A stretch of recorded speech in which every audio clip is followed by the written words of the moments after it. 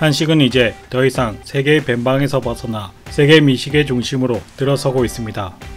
많은 외국인들이 한식을 즐기고 있는 만큼 해외 유명 셰프들도 한식을 경험해보면서 한식의 매력에 빠지기도 하는데요. 한국의 맛의 본질이라고 하면 바로 한국의 장입니다.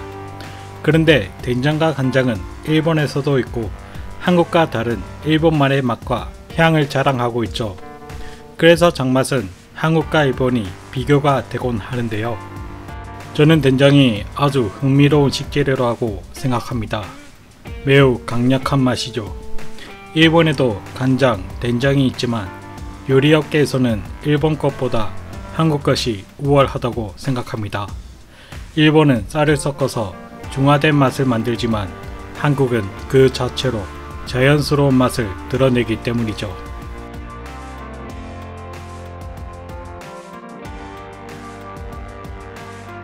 남들은 평생을 바쳐도 미슐랭 스타 하나를 받기도 힘든 프랑스 요리업계에서 28살에 파리에서 자신의 식당 라스트랑스를 오픈한 지 5개월 만에 미슐랭 원스타를 받고 5년 뒤에는 투스타를, 35살이 되던 2007년에는 미슐랭 최고 영예인 3스타를 받은 프랑스의 천재 요리사 파스칼 바르보. 그런 천재 요리사의 인스타그램에 한 요리 사진이 올라옵니다. 이 요리는 동그란 접시에 양상추, 치커리, 케일 같은 쌈 채소 위에 고추, 간장, 마늘, 생강, 참기름, 유자청, 된장을 섞어 만든 선홍빛깔 소스로 마무리가 되어 있습니다. 이 요리 이름은 쌈 베지탈, 한국말로 쌈야채. 한식 쌈밥을 먹고 너무 맛있어서 제 방식으로 재해석해서 창조한 요리와 소스입니다.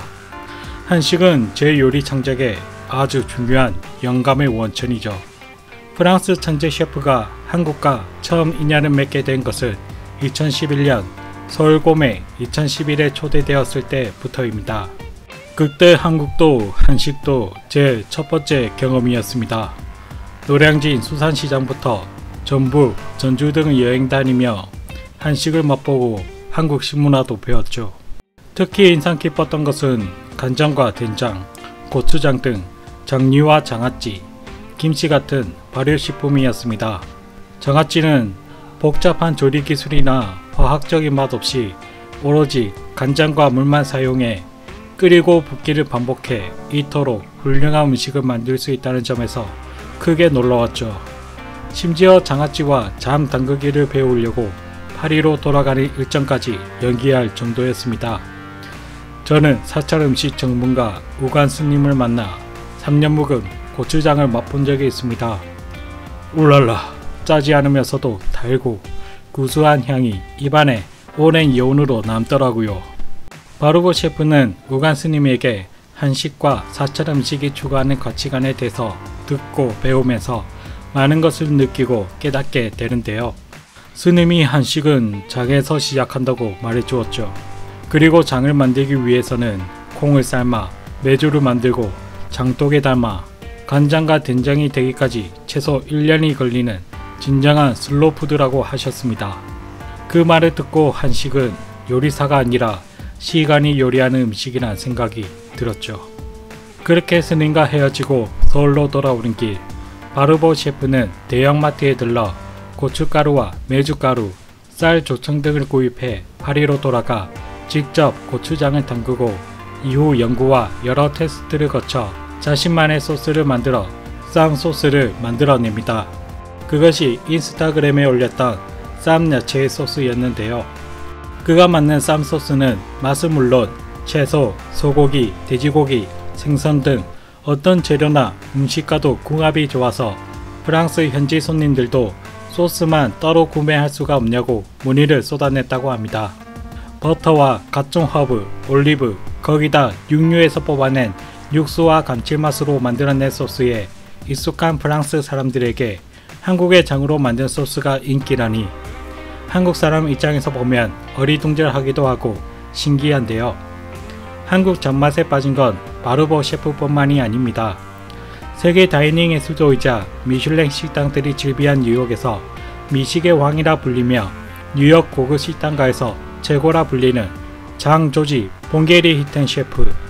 그는 단순한 레스토랑 셰프뿐만이 아니라 요식 업계에서 사업을 펼치는 사업가이기도 한데요. 그가 하는 사업 중에 틴 빌딩이 있습니다.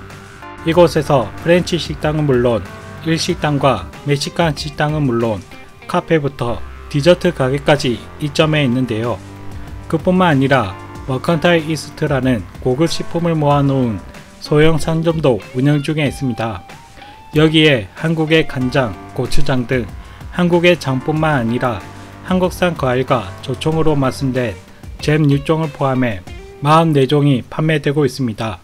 이는 단순히 물건을 떼와서 판매하는 게 아니라 장조지 셰프가 직접 샘플을 맛보고 요리에 써본 뒤에 결정된 것이라 의미가 깊은 것이죠.